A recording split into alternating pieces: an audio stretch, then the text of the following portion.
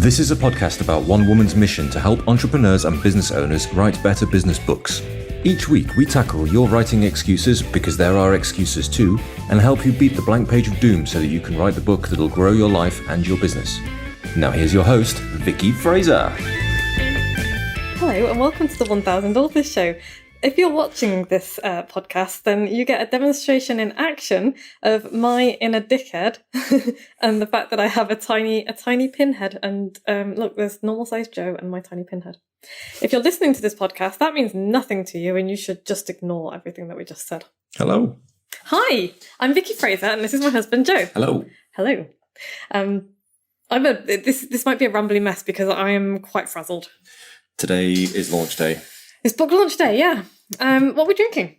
Fake beer. Fake beer, hurrah! Cheers. I'm drinking Heineken Zero. Other beers are available. This is one of them, a Bavaria Zero. They're great. Well, I mean, it's all right. It's not really beer though, is it? I like it.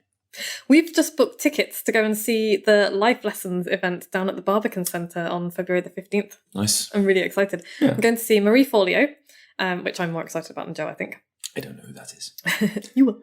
She's got amazing hair. You'll be like, oh my God, that woman's got amazing hair. Okay. And we're going to see Bill Bryson talk about his new book, The Body. I do know who that is. Yes. And we're also going to see Richard Dawkins and the Reverend Richard Coles talk about finding happiness in the world with or without God, which I'm really looking forward to because I absolutely love the Reverend Richard Coles. I like Richard Dawkins as well, but he's less lovable. And anyway, that's what we are excited about. Yes. I'm really excited about my book launch, but frankly, it's just been, I just wanted to thank everybody who has helped me today because I recruited a bunch of people, some quite famous, some less famous but no less wonderful, to help me launch my book. And they have all stepped up and they've sent me some amazing resources. So if you buy my book during the launch period, which is going on probably till the end of February, you will get access to some of the great advice that they've provided for me, along with some other tasty swag. Nice. But yeah, they're sending out emails and social media posts for me, and some of the stuff they've said has just been it's been so lovely. Very nice. Very warm. It's been really, really lovely. So I just want to thank everyone, and I'm going to shout out to the people who have emailed so far. Yinka, love you, Yinka. Thank you so much. You sent an email this morning that made me cry. Hi, Yinka. And Jamie. Hi, Jamie. Hi, Jamie. Sent a lovely, lovely email. Jamie Beach. He is PR expert for small businesses. Who else has sent a lovely email this morning? See, now I'm going to forget people. And you should have had a list. I know, and I had a list, and I'm going to... And you're going to find it. I'm going to find it right now. Talk amongst yourselves. Julia sent a fabulous email for me. Thank you, Julia. Julia Brown does all of my book cover designs and she's a wonderful artist. Hi, Julia. John McCulloch, the evil bald genius, hey, John, sent a lovely email this morning telling people to buy my book, which is fabulous. Thank you, John. And Christian he hasn't sent it yet, but he's forwarded it to me, so I know it's going out tomorrow. He's sent a really lovely email as well, hasn't he? Cool, yeah. And then a few other people have promised that they will help me over the next few days and they'll get shout outs on the next podcast, I guess. Sweet. But it's just been fabulous. I'm very, very grateful for everybody's help and support. Anyway, back to the podcast. Joe, what are you reading at the moment? Oh, man, I'm reading The Wheel of Bloody Time by Robert Jordan still, again. I'm on book 75 or something. But you're about to start reading How Long Till Black Future Month, aren't you? Because I'm going to make you do that. It's just going to take longer for me to finish this bloody Wheel of Time if you keep putting books in the way. Well, yeah, but How Long Till Black Future Month is a book of short stories, so you could read a couple and then read a bit more of your Wheel of Time. Read another 6 Wheel of Time books. Yeah, and then read a couple of short stories. Okay. I've loved those short stories. They've been so good. Yeah. One of them was about pocket universes. Cool. Yeah.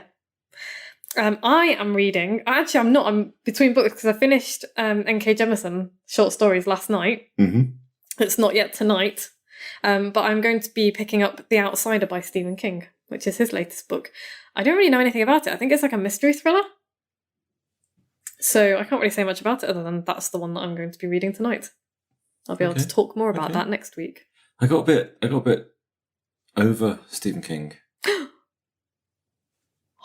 When I was a late teenager, I read everything I could find, and they were all an enormous commitment and huge and very good, and I kind of just ran out of Stephen Kinginess. enthusiasm. They're not all enormous. Because if you like read The Stand and kind of why can I only think of one of his books right now?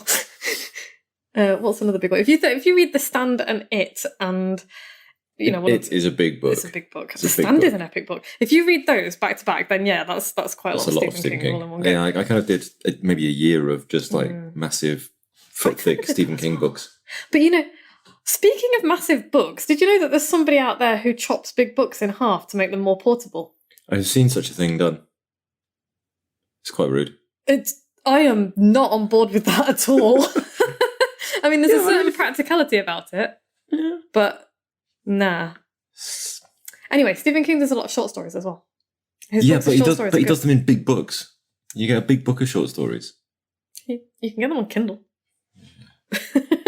Anyway, my non-fiction book that I'm reading, I'm still reading as of this recording, The Happiness Project by Gretchen Rubin. I've almost finished it. Mm-hmm. But I've already started doing stuff from that because when I read non-fiction books, I always want to not just read them, I want to use them. Do them. And one of the things that we've done, I was about to wave it in people's faces, but it's not in my office. Not with an armoury. No, it's we made a picture book, didn't we? We did. And it was really good fun, and it's a really lovely thing. Really good thing. And if you saw Flamingo Friday, I don't know if I'm going to do it tomorrow, which will be last Friday if you're listening to this. We really need to sort out Friday. The future perfect past tense thing. Yeah. Anyway, at some point, I will be doing a video featuring said photo book. But that was one of my little happiness things. What's a photo book? What photo book? What are you talking about? Well, you know how you just take loads of photos? Photos. I know how you take loads of photos. I do, yeah. Every time we're trying to do something or go somewhere or achieve something, you're taking photos of it. Whatever. Anyway, and they sit on my phone or, in iCloud or whatever, or they sit on Facebook, and then you don't really look at them again. You never see them again. And there's so many of them. Mm-hmm. And I wanted to and I keep every year I keep being like, I'm going to get a photo album, and I'm going to get photos printed, and I'm going to put them in. And every year I don't do that because it's a right faff. Because it's not like the old days. Kids, what used to happen, right, is that you used to take photographs and then you used to send the film off to be developed. And it'd take weeks. And they'd all come back blurry. But you would take those photographs, and the ones that were halfway decent, you would stick in a photo album. Mm-hmm. You might have seen them at your parents' house.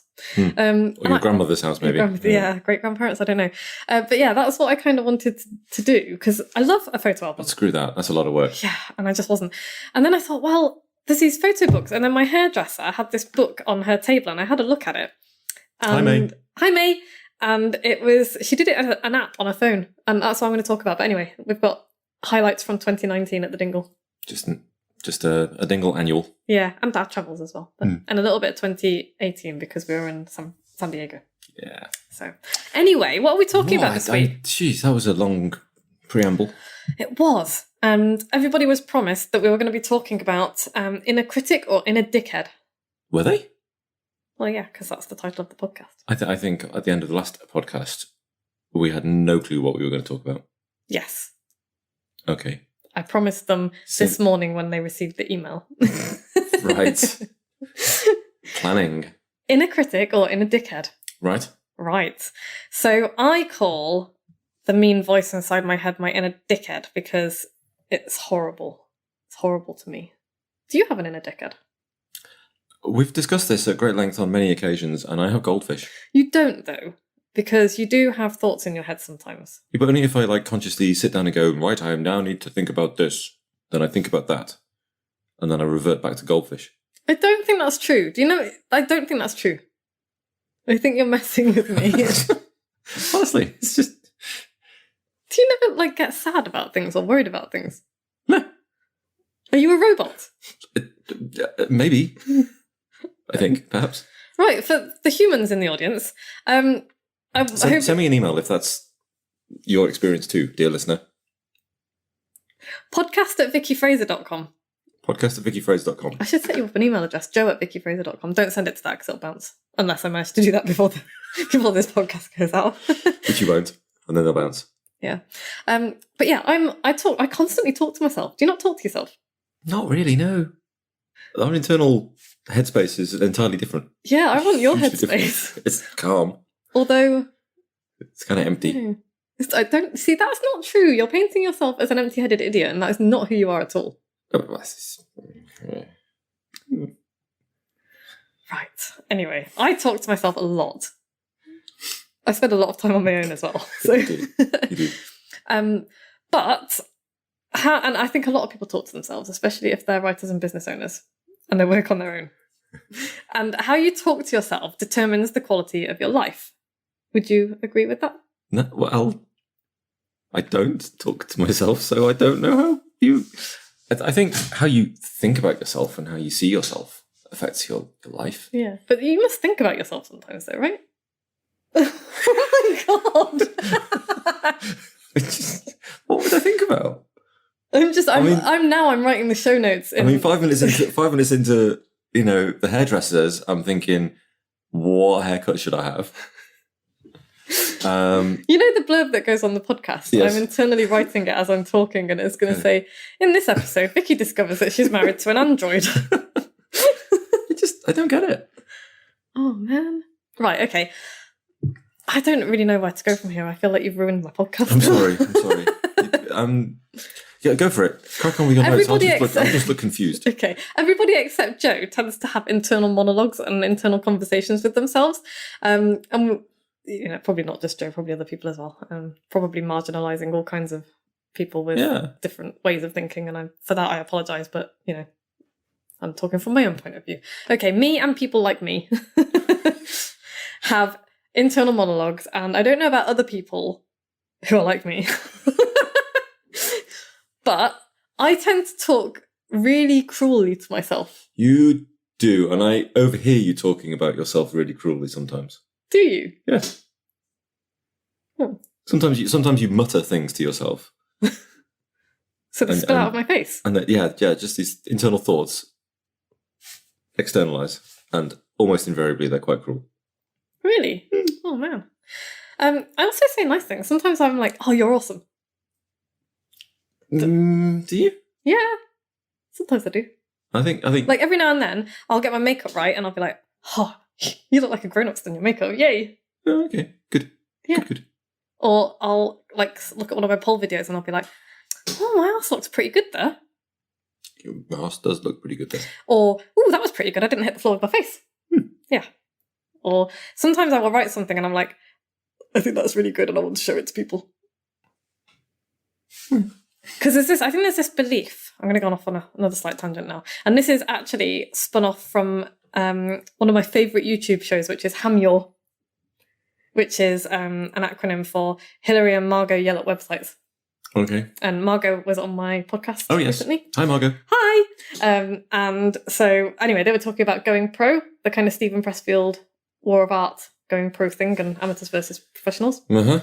And how there seems to be this thing where, particularly with writers, you have to spend all of your time berating yourself for being crap. Okay. It's like, oh, this is dreadful. Everyone's going to hate it. And I think we do spend quite a lot of time doing that. I know I do. I spend quite a lot of time worrying and it's like, oh, this is going to be crap. But every now and then I'll write something and I'm like, actually, this is pretty fucking good. And I'll be really pleased with it. And sometimes I even come back a couple of days later and I still think it's really good. Right. Not just short-term impressed with yourself, but actually... I mean, the other thing happens the other way around as well. So sometimes I'll write something that I'll think is great and I'll come back a couple of days later and I'll be like, oh, that's real bad. I'm really glad I didn't send that anywhere. And sometimes I'll write stuff and I'll think it's terrible and I'll come back a little bit later and I'll be like, oh, that's pretty good. Okay. So, yeah, but I think it's okay. Basically, it's okay to think you're awesome sometimes because you are. But we don't really tell ourselves that very often. We mostly tend to be self-critical if we're talking about ourselves. We say stuff to ourselves that we would never say to someone else. That is very true. Oh, I certainly do. Anyway, there's no way I would speak to somebody that I care about the way I sometimes speak to myself. And that made me think, does that mean that I don't care about myself? Because that's quite sad. And I think I do care about myself. Yeah. But then I should act like it. But maybe you put yourself lower down the pile than you should. Yeah, maybe I do. So, we wanted to talk today about the effects that the words you use about yourself and to yourself have on your self-confidence and self-worth. Okay. And how quite often it's our automatic reaction to go to the negative instead of the positive. Mm-hmm. So instead of being like, oh, let's see, that didn't go very well. Let's see how it could get better. It'll be like, I'll drop something, but like, oh, you idiot. Mm-hmm. And even just stuff as innocuous sounding as that will really affect the way that you see yourself and the effect it has on your self-esteem. If you tell yourself you're an idiot five times a day, you're going to start to believe it. Mm-hmm. Sure. And, I get very frustrated because I drop things sometimes and it's just really annoying. And so I'm like, "Rah." And then I'll call myself an idiot. And what I should be doing is calling my fingers an idiot. It's a separate part of me. Anyway, but the reason we do this is because of the negativity bias. Okay, the negativity bias. Yeah, do you know what that is? Is that to do with the fact that it's, if you're in your loincloth strolling through the jungle, it's better to assume that there is a tiger behind that bush? Yeah, basically. If something rustles, it's probably bad news. Is a safer bet than saying, well, it's probably not bad news. Yes, that's exactly what the negativity bias is. We are programmed, if you want to use that word, to be on the lookout for danger. We've evolved to be on the lookout for danger because otherwise we would die really quickly. Mm-hmm. We notice the negative stuff first, and that also has a bigger and longer lasting impact on us. For example, there's been research done, cannot remember by who, because I made notes while I was listening to something interesting the other day. I didn't make notes about who this research was by. But there's research that shows that it takes 5 good deeds in a relationship to make up for 1 bad one.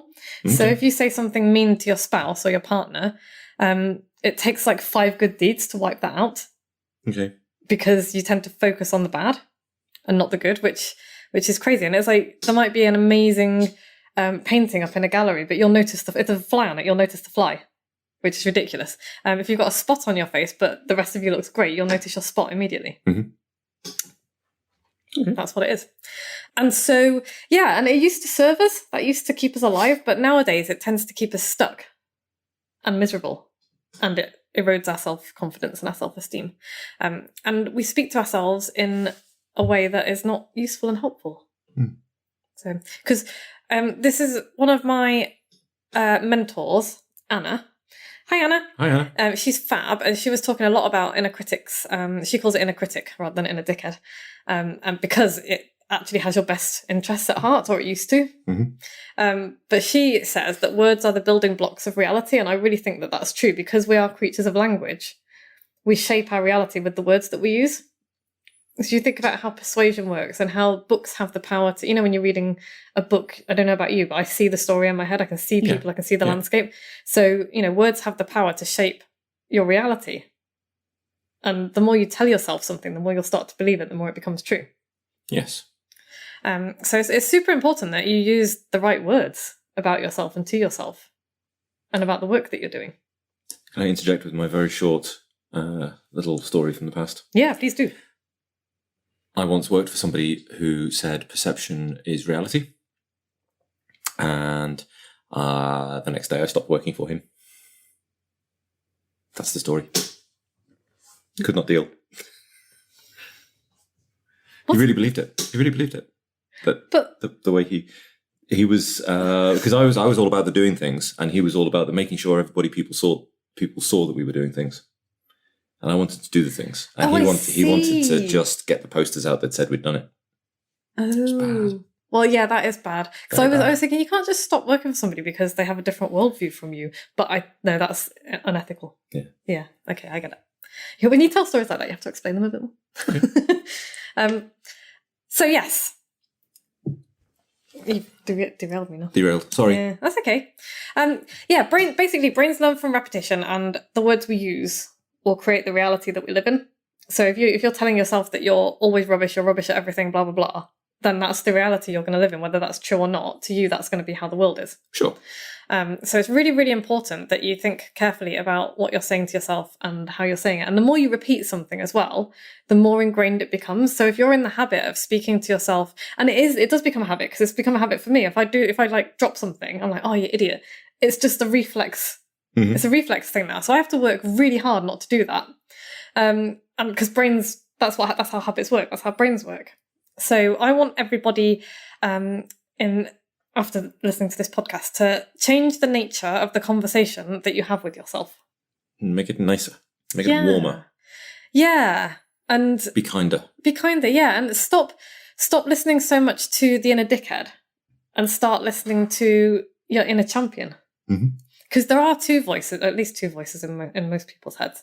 Because you, like I said, I've got the voice that's like, oh, you can't do this and you're not good enough, and all that stuff that stops you from writing your book or stops you from doing the big scary thing that could be amazing. But you've also got another voice that says, yes, you can, because otherwise you wouldn't even consider doing the thing that you then stop doing. So it's all about kind of remembering that you've got that quiet voice as well, the quiet voice that says, you know what, you can do this. Give it a try. And so I would like, and I'm always working on this as well, debunking what my inner dickhead says. So that's one of the techniques I use, is like, if I'm like, oh, I'm not good enough to do this, I will go and I will dig out one of the lovely things that one of my clients has said, or I will go and look at one of the books that's sitting on the shelf behind me that one of my clients has written. And it's like, I do know what I'm doing. I can do this. I'm good enough to be doing this. And I will find evidence to debunk. And remember what I said, it takes 5 good things to wipe out 1 bad thing. So for every negative thought that you have, you might have to go and find 5 pieces of evidence that shows that inner dickhead that it's talking nonsense. But it's worth doing. If you think you haven't got time to do it, make time to do it, because it's really worth doing. Because otherwise you're just going to get more and more, you're just going to get smaller and smaller. Your inner voice, your inner dickhead will push you into becoming smaller for other people as well. Because other people, quite often, this is kind of related, but kind of a bit tangential.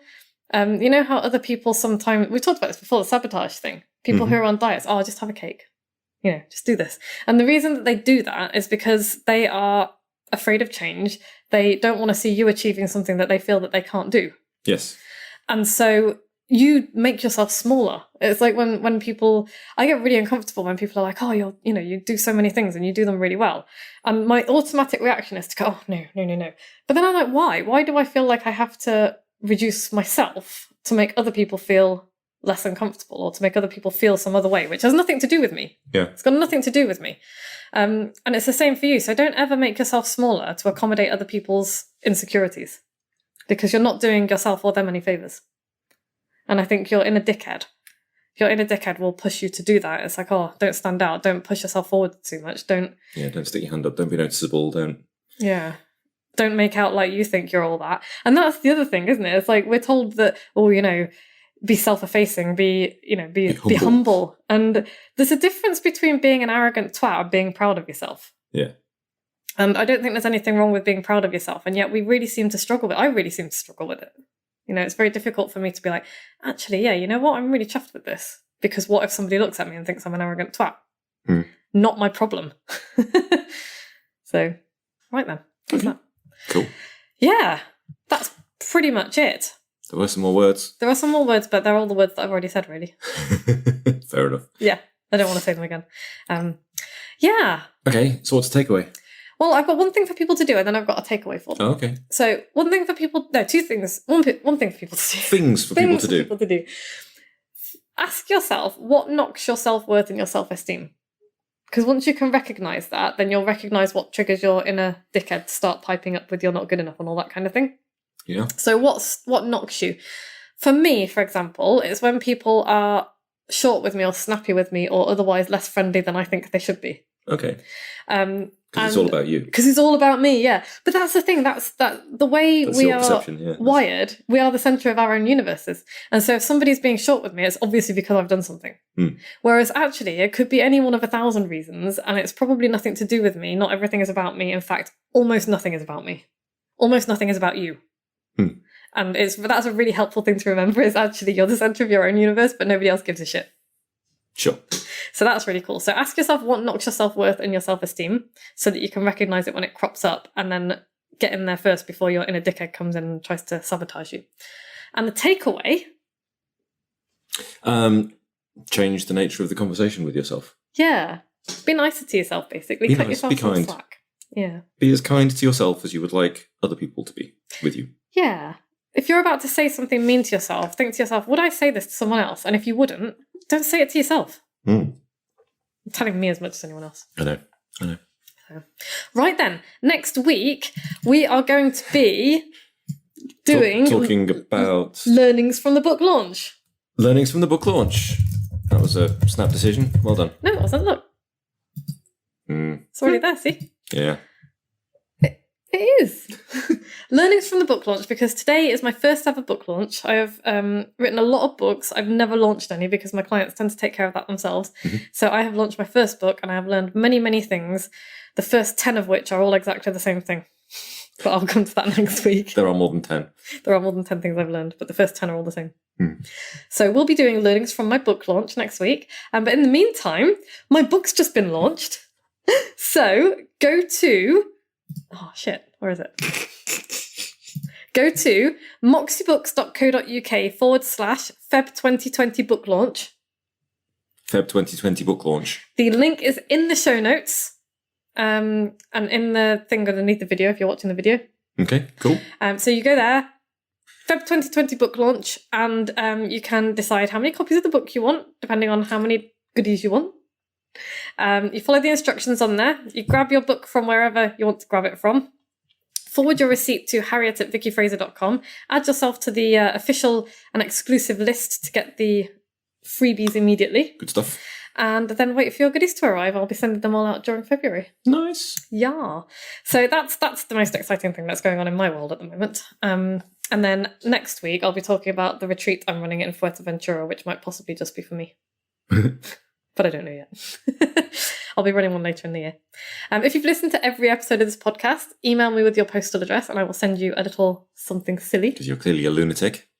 If you like this podcast, please go and subscribe on iTunes and rate us. 5 stars. 5 stars. If you don't like us, other podcasts are available. Leave us a review. Please leave us a review. We really love reviews. Joe loves reviews. I do love reviews. He loves reviews. A good review. And it'll help people find us, and it'll help more people learn how to write a book and how to deal with their ridiculous inner dickheadness, and maybe give people a few ideas on how to read, write, and generally be a more interesting human. We'll be back same time next week. Thanks very much. Thanks, Joe. No worries. Bye. Bye. Thanks for listening. You can find links and show notes on the website at moxiebooks.co.uk/podcast, where you can also sign up for the best daily emails in the multiverse and find loads of free resources to help you write your book. We'll be back the same time next week with more tales from the book writing trenches and the latest on what the tiny sheeps have been up to.